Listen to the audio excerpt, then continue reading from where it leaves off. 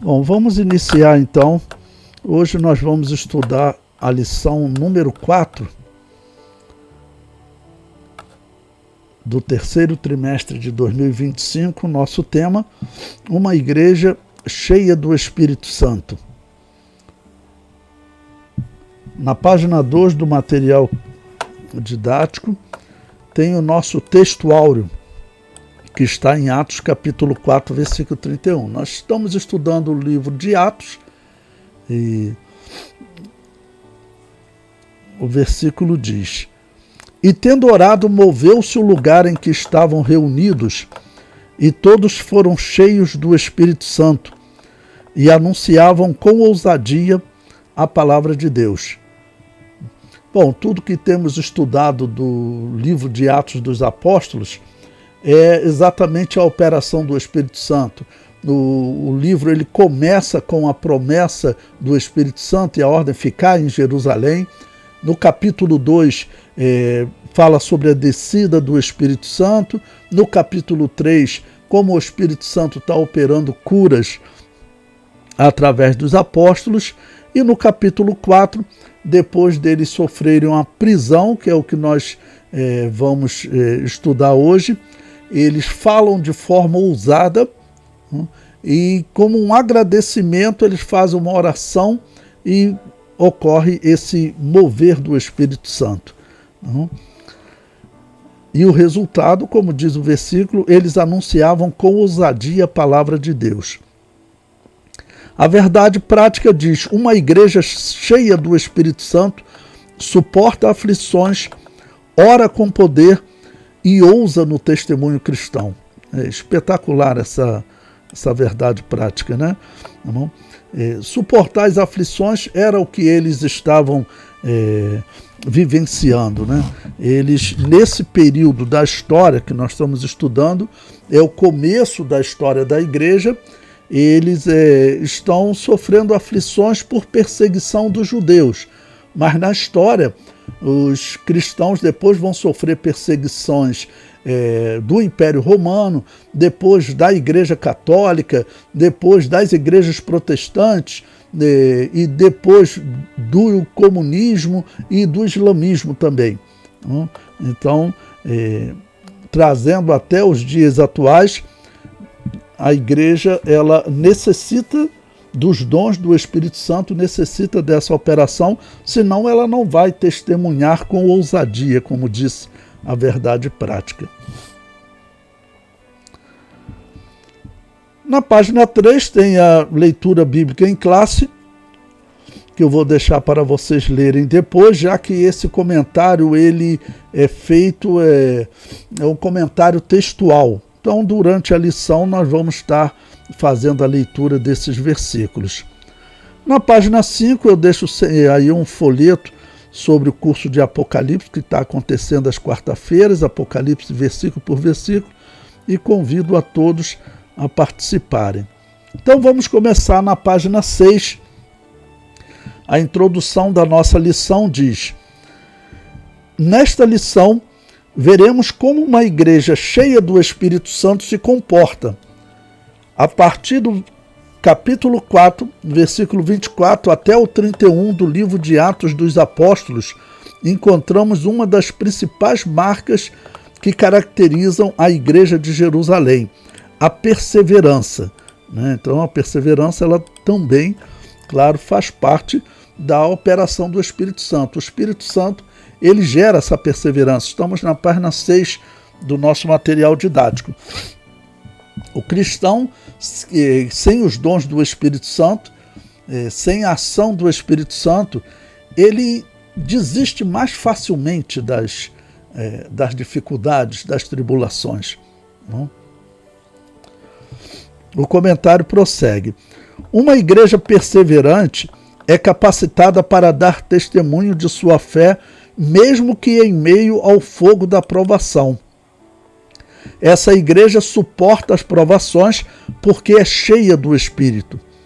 Por causa do Evangelho, ela renuncia seu próprio bem-estar e não aceita ficar na zona de conforto. Zona de conforto, para vocês entenderem, é uma linguagem figurada que normalmente é usado para descrever aquela pessoa que ela não tem motivação em avançar, em se desenvolver.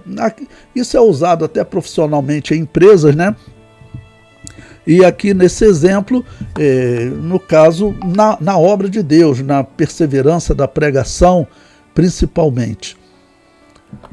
Na verdade, sem a capacitação do Espírito, o corpo de Cristo não suporta as provas para cumprir a sua submissão no mundo. E aí, isso se aplica tanto ao trabalho espiritual, quanto a suportar, né, as provas, os ataques que nós sofremos. Vocês já pensaram, cristãos na história, que eles iam para o lugar de morte, ou o apóstolo Pedro, né, que ele viu como esses sacerdotes mataram Jesus, e eles matavam mesmo, mas agora eles falam ousadamente diante desses sacerdotes, mesmo sabendo que corriam risco de morte, porque eles estavam diante dos homens que mataram o Messias. Ok? E o homem que está ali, o apóstolo Pedro, infelizmente, na limitação humana, teve um momento que ele negou Jesus, mas agora o medo desapareceu. E o que fez com que esse medo não dominasse mais o apóstolo foi a ação do Espírito Santo. O comentário prossegue. Outra marca uma igreja cheia do Espírito Santo é a sua capacidade de orar com poder e, por isso, impactar o mundo ao seu redor. Essa oração fortalece a igreja, capacita a testemunhar de maneira eficaz. Da mesma forma, uma igreja cheia do Espírito Santo é marcada pela ousadia para proclamar o Evangelho com poder e, por isso, se tornar relevante para o mundo. Ok? Estamos na página 7, essa foi a nossa introdução, né? Bom, e o capítulo 1, o item número 1 diz: uma igreja perseverante. Número 1, suporta o sofrimento. Após sua pregação junto à Porta Formosa, Pedro e João são levados presos. Não? Bom, ele coloca aqui Atos capítulo 4, versículo 3. Eu coloquei aqui para nós podermos contextualizar tudo o que está acontecendo, né? No capítulo 3, eles fizeram aquela pregação maravilhosa, realizaram aquela cura maravilhosa, fizeram a pregação e agora eles serão cobrados pelas autoridades. E como eu disse para vocês, essas autoridades, elas eram as mesmas que tinham matado Jesus. E quando você lê o versículo 1, que eu coloquei aí contextualizando, veja que os sacerdotes, eles tinham uma polícia para eles. Tá bom? Veja, versículo 1. E estando eles falando ao povo, sobrevieram os sacerdotes e o capitão do templo e os saduceus. Olha, nós não sabemos se os fariseus estavam nessa reunião. Provavelmente não, porque o tema que vai ser muito criticado nesse julgamento, vou colocar assim, foi exatamente a ressurreição, algo que os saduceus não acreditavam. Tá bom? Então, esses homens, eles, na verdade, não seguiam as escrituras do Antigo Testamento, porque aquelas escrituras, elas defendiam abertamente a ressurreição, como Daniel faz. Não? E também nos Salmos, em geral, defende a ressurreição, mas os saduceus não acreditavam. Então, o capitão do templo, segundo a história, era assim o segundo em autoridade. O primeiro era o sumo sacerdote e o segundo era o capitão. Então, eles tinham uma polícia que nós sabemos muito bem que ela agia de forma ilegal. O que Saulo de Tarso vai fazer, que nesse momento ele ainda faz parte, né, esse grupo, talvez Saulo de Tarso estivesse junto desse capitão do templo, não? Mas ele vai para Damasco, nós veremos mais à frente no estudo, para perseguir e matar os cristãos, algo que os judeus mesmo já tinham dado testemunho que eles não podiam fazer. Então, por que ele está fazendo? Ele está fazendo porque realmente a ilegalidade era comum entre eles. Bom, fazendo a leitura para contextualizar, o versículo 2, agora na página 8, diz: doendo-se muito de que ensinassem o povo e anunciassem em Jesus a ressurreição dos mortos. Os saduceus, como eu disse, não acreditavam na ressurreição dos mortos. Então, eles tinham matado Jesus, agora eles reclamam porque os apóstolos estavam anunciando que Jesus tinha ressuscitado, ok?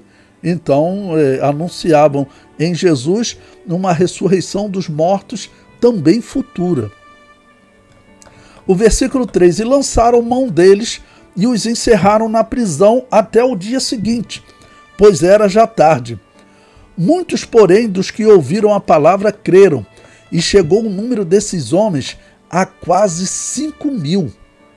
Eu quis dar destaque a esse ponto aqui, porque no capítulo 2, nós vimos lá que quase 3.000 almas se converteram. E agora, quase 5.000 almas se convertem, né? Então, era um crescimento fabuloso que a igreja estava tendo.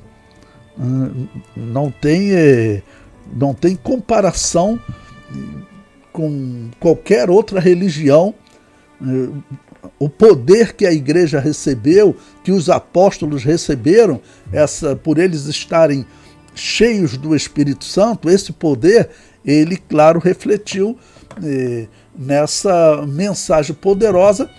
E os judeus que ali estavam ouvindo essa mensagem, que eu sempre enfatizo para vocês devem enfatizar para os seus alunos, era uma mudança radical, porque tudo que eles ouviam até aquele momento é que o Messias viria como guerreiro vitorioso, iria guerrear contra Roma, iria fazer de Israel o país número 1 do mundo. Mas essa interpretação estava errada. Então Pedro está dizendo que o Messias veio para morrer como cordeiro pascal, como cordeiro de Deus, e ressuscitou dos mortos. Tá ok? Prosseguindo, eu coloquei aí também o versículo 6 para vocês. E Anás, o sumo sacerdote, e Caifás, e João, e Alexandre, e todos quantos havia da linhagem do sumo sacerdote. Bom, Anás era o sacerdote mais velho, né? Caifás era genro dele, e os outros, João e Alexandre, eram filhos. Ele formou uma geração de sacerdotes que eram sacerdotes políticos. Eles estavam no poder porque eles agradavam a Roma, agradavam a Herodes. Era Herodes e Roma que determinava quem seria o sumo sacerdote. Isso é muito negativo. Isso é muito negativo. Eu comentei abaixo. A população de Jerusalém nos dias do Novo Testamento era de cerca de 85.000 pessoas, segundo a história, né? Historiadores falam de cerca de 3 milhões de pessoas se deslocarem para Jerusalém durante as 3 principais festas: Páscoa, Pentecostes e Tabernáculos. Pedro estava pregando na parte externa do templo, onde havia também mulheres e gentios. No capítulo 2, eles estavam ali no dia de Pentecostes. Nós não temos como precisar qual o tempo decorrido entre o capítulo 2 até o capítulo 3 e o capítulo 4. O capítulo 3, estudamos semana passada, aquela cura maravilhosa, e agora no capítulo 4 a prisão. Nós não temos como precisar, mas é bem provável que tenha ocorrido naquelas visitas obrigatórias que os judeus faziam a Jerusalém. Eles iam a Jerusalém, como acabamos de ler, Páscoa, Pentecostes e Tabernáculos. E Tabernáculos era uma festa que ela acontecia junto do Yom Kippur e também da Rosh Hashanah, que era a trombeta. Então a trombeta tocava no primeiro dia do 7º mês, lembrando que Pentecostes ocorria, a Páscoa no primeiro mês, o Pentecostes já no segundo mês. 50 dias depois caía no segundo mês. Depois vinha a trombeta, primeiro dia do 7º mês, depois Yom Kippur no 10º dia do 7º mês e Tabernáculo no 15º dia do 7º mês. Então é bem provável que Pedro tivesse subido ao templo no momento da festa dos tabernáculos, em que eles deveriam habitar em tendas e ali simbolicamente estarem habitando com Deus. E eles, apesar deles não praticarem mais aquele culto, por exemplo, eles não iriam levar sacrifício, uma oferta do dia do Yom Kippur, o dia do perdão, não. Mas era a oportunidade deles pregarem o evangelho. Então vou considerar aqui que esse capítulo está acontecendo ainda no primeiro ano da morte de Jesus. Então, nesse período do segundo conjunto de festas judaicas, muito provavelmente seria nesse segundo conjunto de festas judaicas, então seria aí o tabernáculo, ou talvez o Yom Kippur, ou até a trombeta, tá bom? O comentário prossegue. Desses 5.000 convertidos, certamente haviam peregrinos de diversas partes do mundo. A mensagem da chegada do Messias seria espalhada e resultou em um crescimento entre judeus e gentios. Bom, então realmente haviam muitos judeus que vinham de outras partes do mundo. Lembrando que os judeus eles estavam espalhados pela antiga Síria, Babilônia, mas também na Grécia, Roma, e diz a história que até a Espanha haviam judeus, e eles tinham um compromisso de visitar Jerusalém uma vez por ano. Em uma dessas três festividades, vou chamar assim, tá ok? Então, realmente, a quantidade de judeus era muito grande. Só de moradores eram 85.000, mas os historiadores falam em 3 milhões de pessoas. E aí nós vemos que esses quase 5.000 convertidos, o que acontece quando o cristão recebe a mensagem de Deus? Okay? Onde ele vai pregar essa mensagem, ele vai levar essa mensagem. Então, esses peregrinos, quando retornarem, fossem eles judeus ou gentios, eles iriam levar essa mensagem de salvação. Aí nós vamos entender por que igrejas como a igreja de Roma, nós não temos nem relato de como ela foi fundada. O apóstolo Paulo escreve a carta aos Romanos, ninguém sabe como aquela igreja foi fundada, e normalmente se interpreta que ela foi fundada por peregrinos, ou do dia do Pentecostes, ou desse segundo milagre, que eu vou colocar aqui, que seria no dia dos tabernáculos, como hipótese. Não temos como saber, tá bom? Realmente quando aconteceu. No final da página 8, o comentário prossegue. Anás e seus filhos, juntamente com seu genro Caifás, dominaram o sacerdócio de Israel do ano 6 ao ano 63. Eu coloquei aí uma lista desses sacerdotes, conforme a história apresenta, né? Tá bom? Então são ao todo 7 pessoas. Ok? Ao todo 7 pessoas que, como eu disse, se assentaram, assumiram essa posição de sumo sacerdote por favor de Herodes e de Roma. Tinha que agradar politicamente. O comentário prossegue. Desculpa, coloquei ao lado de cada um. Anás ben Sete era o nome de Anás, que aparece na Bíblia, do ano 6 ao ano 15. Depois, Eleazar ben Anás, que é chamado de Alexandre, no ano 16 e 17. Depois, Joséfo ben Caifás, que é aquele que seria o sumo sacerdote nos dias de Jesus, apesar que Anás, ele também é chamado de sumo sacerdote. Alguns até perguntam, afinal, quem era o sumo sacerdote? Era Anás ou Caifás?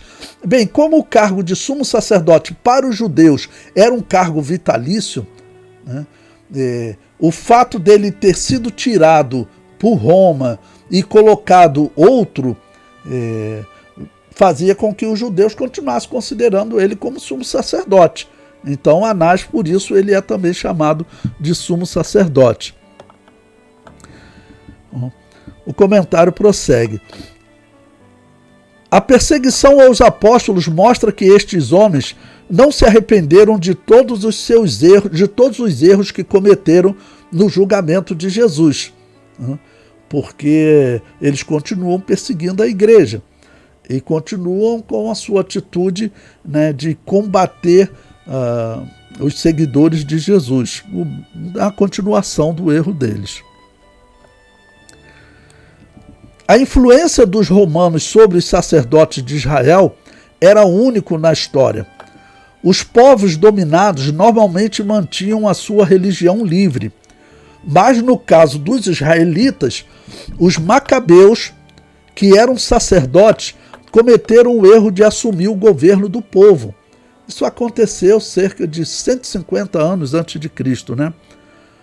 Quando Roma dominou a Judéia, havia exigência para que eles determinassem o governo da província, ou seja, os romanos que diziam quem vai ser o governador. E como o governo estava nas mãos dos sacerdotes, tá bom? Eu comento, né? Olha, como em Israel o sumo sacerdote era também o governador, o imperador romano estabelecia o governador que era escolhido entre os sacerdotes. Quando Roma estabelece Herodes como rei da Judéia, esse passa a escolher o governador, ou seja, escolher o sumo sacerdote. Nesse período, o rei da Judéia era Herodes Antipas ainda, o mesmo que havia, vamos dizer, matado Jesus, participou do julgamento de Jesus. E era ele que normalmente escolhia o sumo sacerdote, né? Era um cargo tão político que nos dias do Novo Testamento era ocupado por uma família de saduceus. Eu falo ser político porque se o povo fosse escolher, se os sacerdotes em si fossem escolher quem seria o sumo sacerdote, jamais escolheriam um saduceu, porque o saduceu ele era como um protestante hoje, liberal teológico, que não acredita na integridade da Bíblia. Eu falo protestante porque o liberalismo teológico ele vigora como padrão entre os protestantes. Todas as universidades protestantes, como a Universidade Mackenzie, ela ensina o liberalismo teológico normalmente, não? O comentário prossegue, falando sobre os saduceus, eu digo, um movimento judaico que desacreditava de livros como os do profeta Isaías, Jeremias e Daniel. Para eles, só os livros de Moisés eram inspirados por Deus.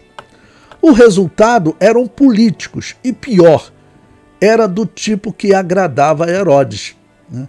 Então, como se você fosse assumir, vamos dizer, um cargo de religioso responsável pelas Assembleias de Deus do Rio de Janeiro. E vamos dizer que fosse o prefeito ou o governador que determinava quem vai ser o chefe das Assembleias de Deus no Rio de Janeiro. O pastor Levi não seria nunca. Eles iriam procurar alguém lá do partido deles que agradasse a eles. Tá bom? Como aconteceu aí com um exemplo, se fosse o presidente da República, né, nós vimos pastores que são aliados do Lula, do PT, esses homens é que seriam colocados como os líderes da igreja, estou apenas fazendo uma comparação. E isso se aplicaria ao prefeito do Rio, ao governador ou ao presidente da República. Porque político, é claro, coloca pessoas ligadas a ele, né? O comentário prossegue. São esses homens que estão interrogando os apóstolos. Aí você vê também o perigo. Porque ali Pedro, ele sabia que se Deus não operasse, esses homens matavam eles. O comentário prossegue. Pedro, que havia se acovardado por 3 vezes diante de acusadores no momento do julgamento de Jesus, agora enfrenta sem medo as autoridades que mataram o mestre. Então, no versículo 8, diz: Então Pedro, cheio do Espírito Santo, lhes disse: Principais do povo e vós, anciãos de Israel. Os sacerdotes, eles eram normalmente chamados de anciãos ou presbíteros, lembrando que aquela sociedade era uma sociedade chamada patriarcal, ok? Então ali desses saduceus estavam os sacerdotes e outros dessa seita, né? Página 11. Posteriormente, lembrando que o que está em negrito, em letras negras, é o texto da revista. Em verde é o texto que eu acrescento, né? Tá bom? Posteriormente, ameaçados por pregarem o nome de Jesus. Ele sugeriu, Atos 4,17, eu coloquei em versículo 16 e 17 para você ler com os seus alunos, que diz assim, dizendo: Que havemos de fazer a estes homens? Porque a todos os que habitam em Jerusalém é manifesto que por eles foi feito um sinal notório, e não o podemos negar. Ou seja, eles não tinham como esconder, porque era uma pessoa muito conhecida. Um homem ficava lá na porta do templo, e ali ele ficava pedindo esmola. Certamente tinha muitas pessoas nessa situação. Okay? Aquele homem, ele era muito conhecido, então aquela cura e ele entrar no templo, então nós vimos na aula passada que houve uma grande correria, porque as pessoas conheciam aquele homem. Versículo 17. Mas para que não se divulgue mais entre o povo, ameacemo-los para que não falem mais nesse nome a homem algum. Ou seja, quando eles veem esses sinais, qual é a conclusão natural? A pessoa que lê as Escrituras, mesmo que eles considerassem só os livros de Moisés, para fazer um sinal desse, tinha que ser uma operação de Deus. Mas eles nem colocam a possibilidade deles estarem errados. Aqui é uma questão para você enfatizar para os seus alunos, né? Que é a questão do homem voltar atrás dos seus erros, principalmente erros doutrinários, porque foi um erro doutrinário, um erro de interpretação, quando eles mataram Jesus, ok? De forma ilegal, um julgamento ilegal, feito de madrugada, feito todo de qualquer maneira. Então, eles voltarem atrás agora, era muito difícil, mas nós veremos na continuação do livro de Atos, que o texto diz que muitos dos sacerdotes acabaram obedecendo à fé, se convertendo. Se convertendo, porque eles conseguiam ver que estavam vivendo um mundo político de alguém que não temia a Deus. E apesar dos fariseus serem muito criticados, mas entre os fariseus e saduceus, irmãos, não há dúvida em afirmar que os fariseus eram muito melhores. Além de acreditarem na integridade da Bíblia, os fariseus, eles eram mais dedicados ao estudo e ao ensino. Eles eram os responsáveis pelo ensino da Bíblia, claro, do Antigo Testamento em Israel nesses dias. O comentário da revista prossegue. Foi dito a eles que não falassem nem ensinassem no nome de Jesus. Ele sugere Atos 4,18, que eu coloco aí para nossa leitura. E chamando-os, disseram-lhes que absolutamente não falassem nem ensinassem no nome de Jesus. Bom, a resposta dos apóstolos vai ser espetacular, né? Porque eles vão dizer, olha, nós temos que obedecer a Deus. Temos que obedecer a Deus. O comentário na revista ainda diz, a ordem era clara, mas os apóstolos estavam dispostos a pagarem o preço de não segui-la. Eles suportaram tudo por amor a Jesus, agiam com perseverança, e isso só foi possível porque Pedro, que falava por si e pelos demais apóstolos, havia sido cheio do Espírito Santo. O tempo verbal do grego usado no versículo 8, tendo sido cheio, demonstra que o apóstolo que já havia sido batizado no Espírito Santo no Pentecostes, Atos 2,4, foi revestido novamente do poder do alto. Uma igreja continuamente cheia do Espírito suporta as provas e o sofrimento. Eles receberam o poder, os dons do Espírito Santo. Mas eu concordo com o autor da revista aqui. Conforme você vai vivendo, você vai crescendo. E esse crescimento significa, aqui no contexto da lição, o Espírito Santo operando mais, te dando mais graça. Não? A fé é algo que vai sendo acrescentada ao homem. Foi isso que Jesus Cristo nos ensinou. Então, eles estão recebendo cada dia mais graça de Deus para poder prosseguir. E as experiências, o risco de morte, o resultado da pregação do Evangelho, tudo isso vai colaborando com a fé do homem. Todos vocês que estão ouvindo nesse momento, não deixem de falar para os seus alunos, até para enfatizar neles o crescimento espiritual deles.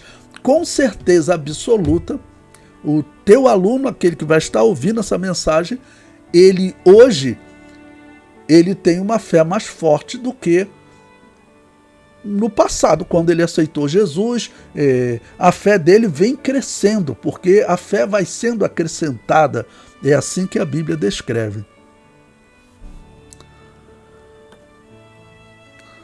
Bom, eu comentei aí, a perseguição aos apóstolos mostra que estes homens não se arrependeram de todos os erros que cometeram no julgamento de Jesus.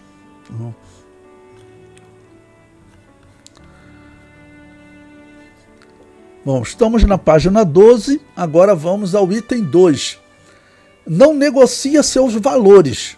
Uma igreja cheia do Espírito Santo, ela não negocia seus valores. Quando a classe sacerdotal intimou os apóstolos e lhes deram ordem expressa para que eles não falassem nem ensinassem no nome de Jesus, a resposta dos apóstolos foi: julgai vós se é justo diante de Deus ouvir-vos antes a vós do que a Deus. Coloquei o versículo abaixo, né? Foi uma palavra que veio de Pedro e João. Eles dois enfatizaram isso para os sacerdotes. Na página 13, o comentário prossegue. Em outras palavras, os apóstolos afirmaram que não negociariam a sua fé. Não abririam mão dos valores da fé que haviam recebido, pois eles são inegociáveis. Uma das marcas de uma igreja que perdeu ou está perdendo o poder do Espírito é a sua aceitação de princípios e práticas que afrontam as Escrituras. Bom, vamos aplicar aos nossos dias. É preciso você aplicar aos nossos dias para que os seus alunos vejam a realidade, né? O que nós estamos vendo hoje nas Assembleias de Deus? As Assembleias de Deus, infelizmente, ela está negociando a sua fé.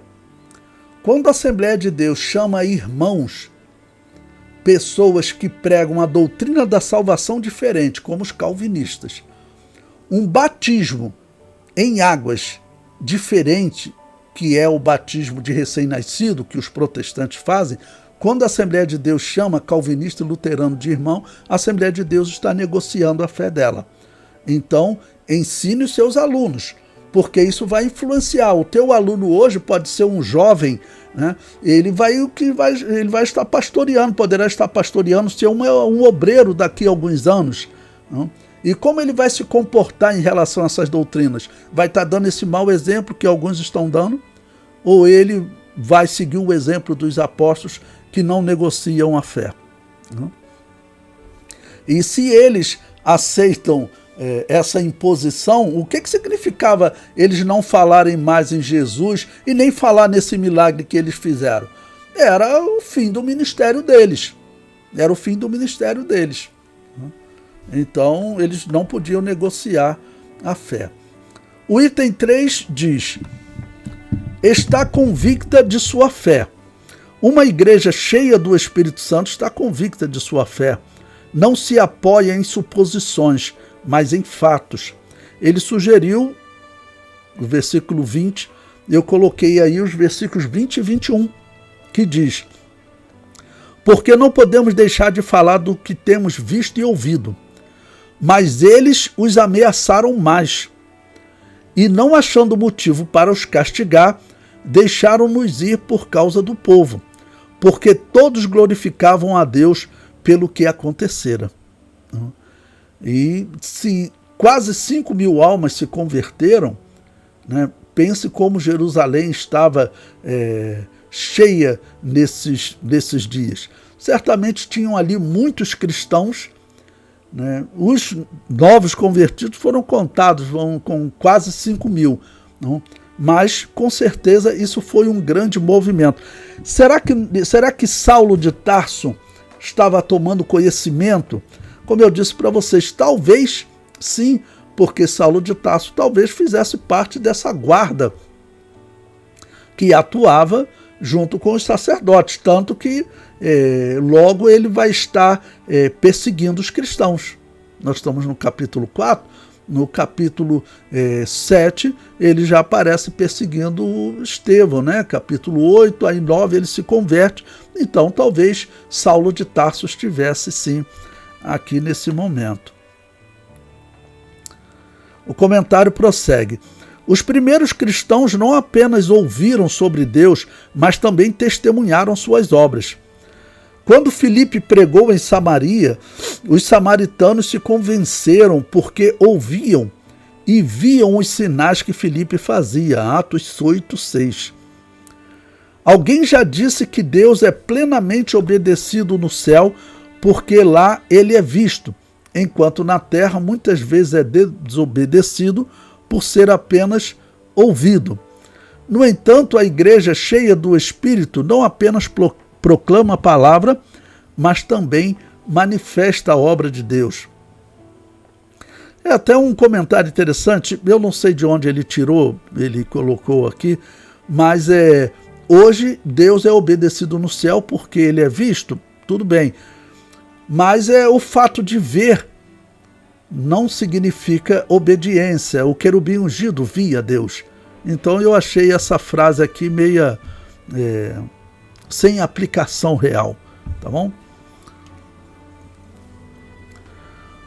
Bom, ele citou Romanos capítulo 15, versículo 18 e 19, eu coloquei abaixo aí para nossa leitura. Porque não ousaria dizer coisa alguma que Cristo por mim não tenha feito, para a obediência dos gentios, por palavra ou por obras, pelo poder dos sinais e prodígios, na virtude do Espírito de Deus, de maneira que desde Jerusalém e arredores até o Ilírico tenho pregado o Evangelho de Jesus Cristo. Bom, estamos na página 14 da nossa leitura e a revista prossegue. Jesus foi poderoso tanto em palavras quanto em obras, né? É claro que os sinais eles devem seguir a igreja, irmãos. Os sinais devem seguir a igreja. Nós temos que orar, pedir a Deus para que os sinais continuem nos seguindo, né? Que nós possamos fazer sinais, cura, porque realmente esses sinais eles mexem com a fé do povo, mas principalmente esses sinais eles identificam o povo de Deus. Esses sinais eles identificam o povo de Deus, eles identificam que realmente Jesus está operando. Ele sugeriu Lucas 24:19, que diz: e ele lhes perguntou quais, E eles disseram: as que dizem respeito a Jesus, o Nazareno, que foi um profeta poderoso em obras e palavras diante de Deus e de todo o povo. É claro que Jesus, o seu trabalho, a sua mensagem era fazer o milagre de transformar a vida dos homens. Mas ele fazia também, vou chamar aqui de milagres secundários. Quais seriam os milagres secundários? Os milagres físicos. É curar o cego, é curar o coxo, tá bom? É ressuscitar o morto. Esses são milagres secundários, porque o principal milagre qual é? É transformar a vida do homem. É salvar a alma do homem. Tá bom? Ele, como autor e consumador da fé, ele faz esse milagre número 1 na vida do homem. O capítulo 2, uma igreja que ora com poder. O número 1, orando com propósito. Já temos 40 minutos de aula, então eu vou deixar essa leitura para você fazer com os seus alunos, tá ok? O número 2, ainda na página 15, orando em unidade, porque o versículo 24 diz: e ouvindo eles isto, unânimes, levantaram a sua voz. Então é verdade, eles oravam em unidade, tá ok? O item 3, na página 16, orando fundamentada na palavra de Deus. Ao orarem, os crentes citaram o Salmo capítulo 2, o Salmo 2, versículos 1 e 2, que disseste pela boca de Davi, teu servo, porque bramaram as gentes e os povos pensaram coisas vãs. Ele citando. Eu coloquei o Salmo ali abaixo, porque ele fala de um momento que nós acreditamos ser profético, esse Salmo 2, até em relação ao futuro, um tempo em que as nações se levantam contra Deus, que é o tempo que nós acreditamos que está se cumprindo entre nós. Ele diz: por que se amutinam as nações e os povos imaginam coisas vãs? Os reis da terra se levantam e os príncipes juntos se mancomunam contra Yahvé e contra o seu ungido, dizendo: rompamos as suas ataduras e sacudamos de nós as suas cordas. Existem diversos discursos no mundo. No Brasil, a esquerda, em diversos momentos nós vemos eles dizendo: temos que nos livrar dessa família judaica cristã, dessa cultura judaica cristã. Quando eles falam isso, eles estão dizendo o quê? Que eles estão dizendo que eles têm que se livrar do Deus da Bíblia. É isso que está profetizado aqui. Então, esse momento que nós estamos vivendo, ele é único na história da humanidade, na história do cristianismo, ok? Da humanidade dizer exatamente como estão dizendo aqui: olha, nós não queremos um Deus reinando sobre nós. Por isso, por exemplo, o Brasil se diz um Estado laico, ou seja, nós não temos um Deus que reina sobre nós. O único país democrático do mundo que diz nós temos um Deus que reina sobre nós é Israel. Na página 17, o capítulo 3, uma igreja ousada no seu testemunho. Ousadia para enfrentar a oposição ao Evangelho. Os crentes oraram conscientes dos obstáculos que estavam enfrentando. Olha para suas ameaças. Veja, eu coloquei aí o versículo 29, né, em que eles, depois que vencem essa batalha, eles dizem: agora, pois, ó Senhor, olha para as suas ameaças e concede aos teus servos que falem com toda a ousadia a tua palavra, enquanto estendes a mão para curar e para que se façam sinais e prodígios pelo nome do teu santo Filho, Jesus. Quais foram essas ameaças? Só diz que eles ameaçaram, ainda mais eles. Provavelmente essa ameaça dizia: olha, nós vamos matar vocês, vamos crucificar, vamos apedrejar. Certamente a ameaça falava de tirar a vida deles, ok? Mas eles, então, oram agora porque eles querem continuar pregando ousadamente. Número 2, ousadia no exercício dos dons espirituais. O evangelista nos informa que, tendo eles orado, todos foram cheios do Espírito Santo. No ensino de Lucas, como em Paulo, 1 Coríntios 14, 12, Efésios 5, 18, o enchimento do Espírito Santo está diretamente relacionado à prática dos dons espirituais na igreja cristã. Não se trata, portanto, apenas do uso de uma frase de efeito. 1 Coríntios 14, 12, que ele citou, diz: assim também vós, como desejais dons espirituais, procurais sobejar neles para a edificação da igreja. E Efésios 5,18: e não vos embriagueis com vinho em que há contenda, mas enchei-vos do Espírito Santo. Vou deixar o restante para vocês poderem ler. Na página 19, o item 3, ousadia na exposição da palavra. Esse aqui é um ponto que eu sugiro que vocês deem uma ênfase especial para os seus alunos, né? Essa aqui, a parte, vamos dizer, importantíssima, a parte central. Você ser cheio do Espírito Santo é algo que vem virtude para a sua vida, vem graça para a tua vida, e isso é refletido como? Na ousadia, na exposição da palavra. O comentário diz: as Escrituras dizem que após a oração da igreja, todos foram cheios do Espírito Santo e anunciaram com ousadia a palavra de Deus. Está lá o versículo 31. E tendo eles orado, moveu-se o lugar em que estavam reunidos, e todos foram cheios do Espírito Santo e anunciavam com ousadia a palavra de Deus. Ele comenta: é interessante observarmos o uso da palavra ousadia nesse texto. Ela aparece, por exemplo, em Atos 4,13, para se referir à coragem de Pedro e João quando foram interrogados pelos anciãos e escribas. O cristão cheio do Espírito se torna corajoso em sua vida cristã. Ele prega a palavra de Deus com poder.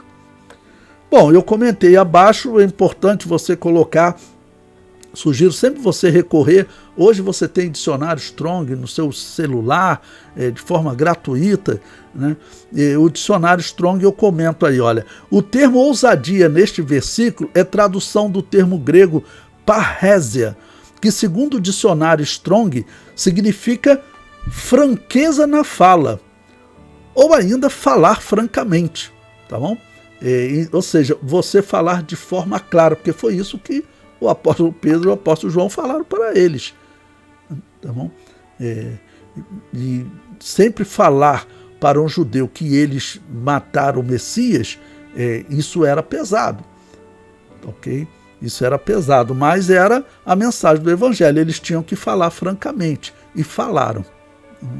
Então esse é o significado da palavra no grego. Então dê destaque a essa palavra ousadia. Incentive o seu aluno a buscar essa ousadia. Não faça orações como está essa moda aí no meio evangélico, de fazer oração para prosperar, uma oração por vitória, uma série de coisas, de emprego, tudo, até por bênçãos financeiras. Você pode orar também por essas coisas, mas a questão número 1, a principal oração, se você quer receber algo de Deus, você que já recebeu a salvação, você quer receber algo de Deus, peça ousadia, peça essa franqueza na fala, que você fale claramente. Vocês vejam, tem um apologista do meio evangélico, me foge o nome dele agora, até um professor muito bom mesmo. Aí tem um debate que eu estava vendo dele com um padre,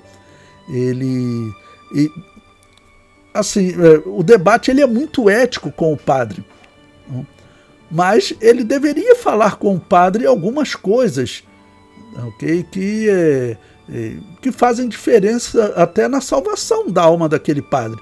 Nós sabemos na história que muitos padres abandonaram a heresia católica. Ele tinha que ter falado em purgatório, invocação ao mundo dos mortos, crença que os mortos podem influenciar nesse mundo e que nós podemos influenciar no mundo dos mortos. Isso tem que ser batido quando você vai dialogar com um padre, porque você tem ali diante de você uma alma que está indo para o inferno. Isso é falar francamente. Ou então você chega no diálogo com o padre, né, como alguns fazem, nós somos todos irmãos, chama o líder dos padres de sua santidade, e isso é problemático. É problemático para um cristão participar de um debate. É problemático para um cristão participar de um debate desses, porque ele acaba sendo taxado como extremista, como radical, por ele falar com franqueza, por ele falar francamente. Tá ok? Na página 20, a conclusão. Nesta lição, vimos o que caracteriza de fato uma igreja pentecostal. Suas características se tornam visíveis e estão diretamente associadas à plenitude do Espírito Santo. A primeira igreja não foi perfeita, como o livro de Atos deixa bem claro. Contudo, suas limitações eram superadas por um viver diário sob a capacitação do Espírito Santo. Se queremos de fato ser uma igreja relevante, devemos nos deixar encher do Espírito Santo. Bom, eu completei aí algo que eu acho que faltou aqui na conclusão, né? Então, o que significa uma igreja cheia do Espírito Santo? Eu coloquei, significa que a terceira pessoa da Trindade exerce domínio sobre todas as áreas da vida de um cristão. Esse domínio é demonstrado em transformação de vida e capacitação para viver segundo a vontade de Deus e exercer o santo ministério. Então você é transformado. Tem uma comparação que normalmente eu uso para as pessoas poderem entender o milagre que o Espírito Santo faz na nossa vida quando nós nos rendemos a Deus.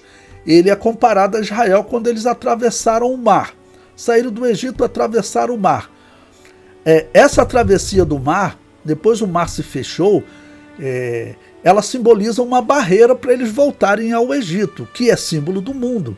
Então, a pessoa que realmente foi transformada em Jesus, se ela, em algum momento, ela enfraquecer na fé, ela tem dificuldade de voltar para o mundo. O israelita que enfraquecesse na fé ali no deserto, para ele voltar para o Egito, o mar não ia se abrir. Ou seja, não existe um milagre para desfazer o que Deus havia feito, né? Havia uma separação determinada. Ok? Havia uma separação determinada. Então, essa separação que era o mar que se fechou, eu comparo também a todos os cristãos. Aquele que experimentou a verdade da fé, ele não consegue mais voltar para o mundo. Mas alguém vai te perguntar, mas eu conheço uma pessoa que voltou, pastor, e está pior do que antes. Porque então, certamente, ele não tinha passado por essa experiência de fé. Ok? Ou então, ele fez o que nenhum israelita fez lá no deserto. Tentou voltar, o mar estava fechado, deu uma grande volta para se tornar escravo de novo. E isso não é próprio do cristão. O cristão, ele é aquele que passa por essa experiência, isso é algo irreversível na vida do cristão. Tá bom? Ok? Então, e principalmente para exercer o santo ministério. Tá bom? Esse é o significado de ter uma vida cheia do Espírito Santo. É fundamental para a vida do cristão. Então, motive os seus alunos também a buscarem, ok? Essa ousadia, não? Essa capacidade de falar francamente.